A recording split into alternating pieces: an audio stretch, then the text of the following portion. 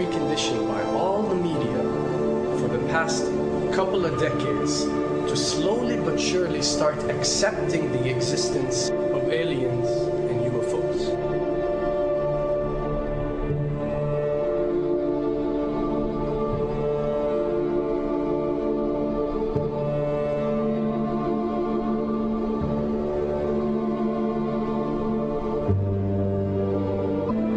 Because this has always been military technologies.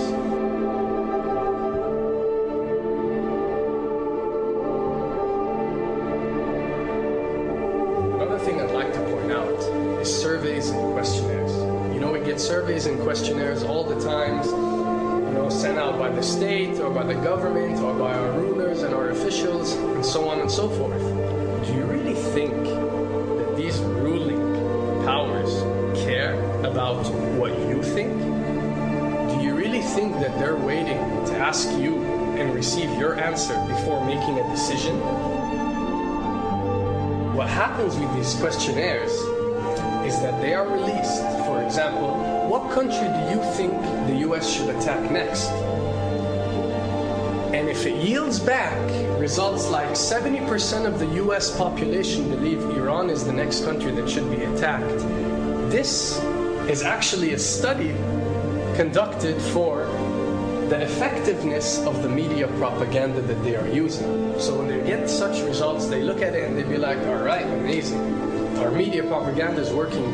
We are purposely trying to manipulate people to think that Iran should be the next one. And check out the survey results. We're doing a great job in propaganda. It confirms the success and the plans that are taking place to first manipulate you to believe in UFOs, and second, to conduct a UFO attack that is going to force the whole world to unite to fight off this enemy and accept the New World Order. A former Canadian government official is warning we may be on the verge of intergalactic war, saying, quote, the Bush administration has finally agreed to let the military build a forward base on the moon, which will put them in a better position to keep track of the comings and goings of visitors from space, and to shoot at them if they so decide.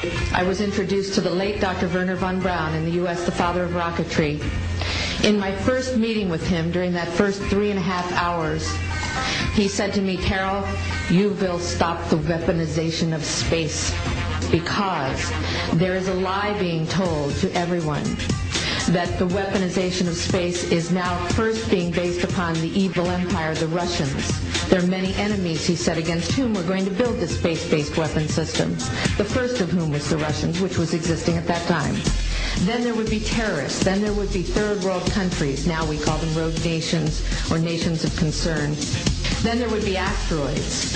And then he would repeat to me over and over, and the last card, the last card, the last card would be the extraterrestrial threat. As a military strategist, as a person who worked on the MX missile, which I did later, he said, you will find that there is going to be a spin to find some enemy against whom we have to build space-based weapons, and now we should expect the spin. And that's the formula, except that it's all based on a lie. A supersonic saucer. Called the Silver Bug, it was truly revolutionary. The plans show in detail a multi-jet engine craft that boasted amazing maneuverability and speed. It's an intriguing thought that this concept may tie in with the work of the German scientists who brought saucer technology to the US at the close of the Second World War. What was needed were certain cover stories. What do you do when people are spotting aircraft and then telling reporters that they've seen something very unusual flying out of an airbase in Nevada?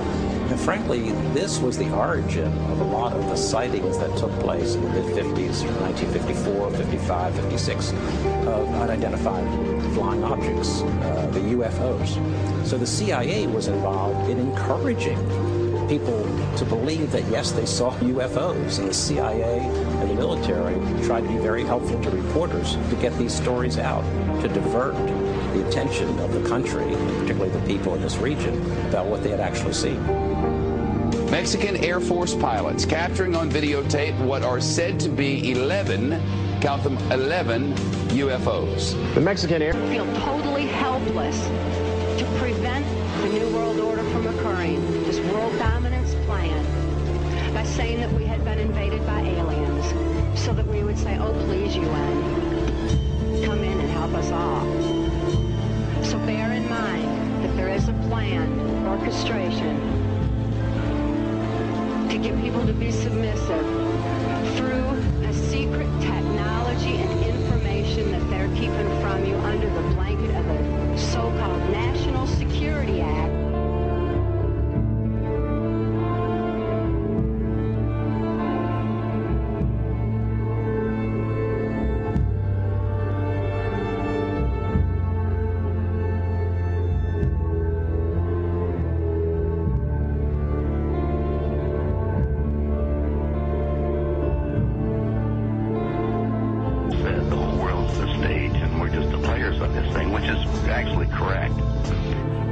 Perhaps we need some outside universal threat to make us recognize this common bound. I occasionally think how quickly our differences worldwide would vanish if we were facing an alien threat from outside this world.